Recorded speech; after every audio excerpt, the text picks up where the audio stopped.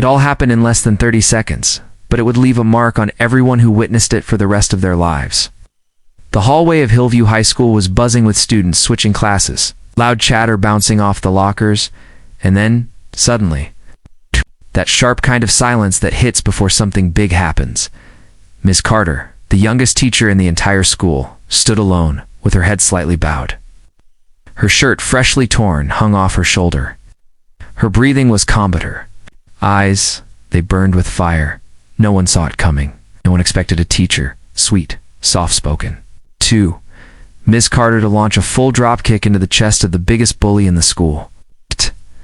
But she did. And that moment, that exact moment, became legend.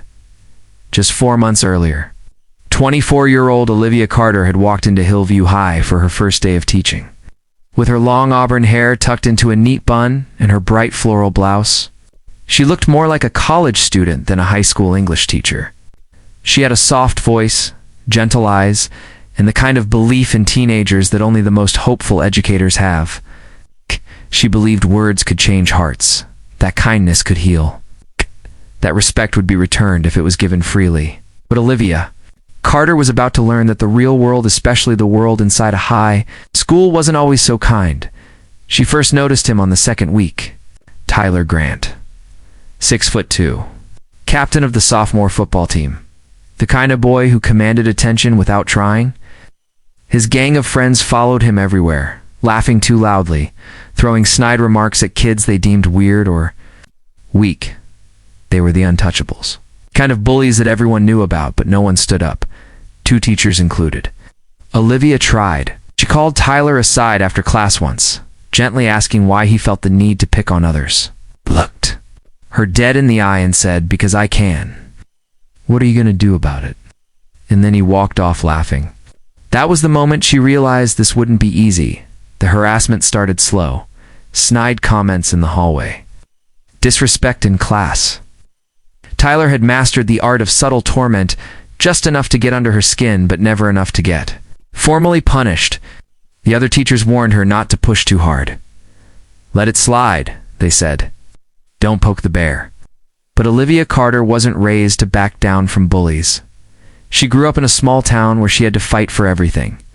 Her mother worked 2 jobs to keep food on the table, and her father had walked out when she was 10. She'd learned to stand up for herself early. What people didn't know was that before she became a teacher, she'd spent 8 years in martial arts. Black belt by 16. But she'd left all that behind when she decided to build a life around teaching. Fighting wasn't the answer until the day it was. The final straw came on a rainy Tuesday. Olivia had stayed late the night before, grading essays and preparing lesson plans. She arrived that morning exhausted, carrying a hot coffee and a heart full of hope that maybe, just maybe, things would get better. But as she walked through the main hallway toward her class, Tyler and his crew blocked her path.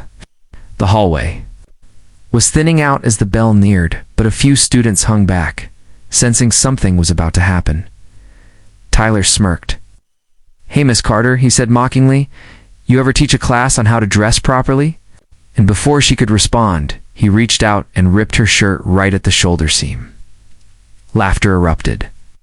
Someone took out their phone. She froze. Not because she was afraid, but because that moment felt like slow motion. Her face flushed. With humiliation, the sting of betrayal. The look of shock on the face of a freshman girl nearby who whispered, "Why won't anyone stop them?" And just like that, something snapped inside her. She dropped her coffee, took one breath, stepped back. And before Tyler even processed what was happening, she spun and launched a perfect dropkick into his chest. He flew back against a locker with a loud thud and crumpled to the ground. His friends stood frozen, stunned. Out. Phones clattered to the floor. A teacher at the end of the hall started running, but Olivia just stood there, breathing steady, looking down at the boy who had terrorized so many. "I told you to stop," she said quietly, "and you didn't listen." It was chaos after that. The principal was called, parents, lawyers, media, but what none of them expected was what came next. Tyler, humiliated and suspended, didn't press charges. Maybe it was pride. Maybe it was shame. Or maybe it was the way Olivia stood so calm. Not with rage, but with dignity. The video went viral within hours. Students from every grade sent her messages of support. Parents wrote letters thanking her. Something incredible happened. The bullying stopped, not just from Tyler, from others too. Because someone finally stood up and said, "Enough." Olivia wasn't fired.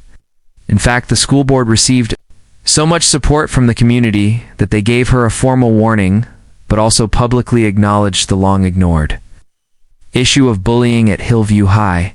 Policies were changed. A new anti-bullying initiative was launched with Olivia leading it. She didn't enjoy what she'd done, but she didn't regret it either. It wasn't about violence. It was about boundaries. It's about dignity. It's about refusing to let silence become permission. 1 week later, she stood in front of her class, a fresh blouse, her hair loose, her eyes brighter. Sometimes she told her students, "The world will test how much you're willing to endure.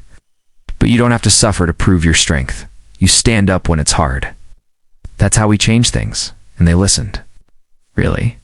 Listened. Because the teacher who stood before them had taught them something far more powerful than Shakespeare or grammar. She had taught them courage. Message for viewers. If this story touched your heart, don't forget to like, share, and subscribe. Because sometimes standing up just once changes everything.